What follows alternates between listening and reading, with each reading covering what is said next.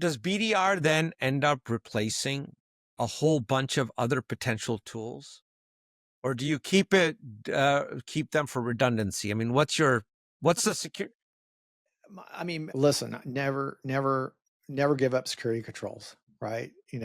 Invariably, like if you have EDR tools, keep your EDR tools. I mean, there are going to be times, it doesn't matter what the technology is, or just changes in your rule set that are going to allow an attack to get to your operating system. Having an EDR tool is the right thing to do.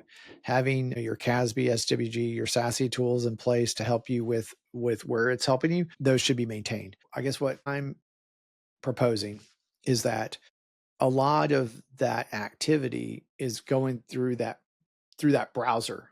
And I think some of the research that we've seen is that 80% of people's time is in the browser today. They're spending their time in a browser, going from one application to another application, from this SaaS app to that SaaS app. And we're in a browser right now recording this session.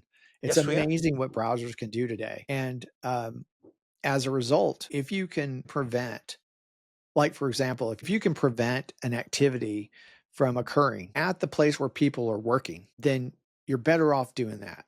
It's better off preventing in the browser where people are working than waiting for something to land on the disk in the case of an attack and you're worried about something into your corporate environment. However, like, your EDR tool isn't really going to help you with you copying and pasting from your customer service app and you're pasting it into WhatsApp.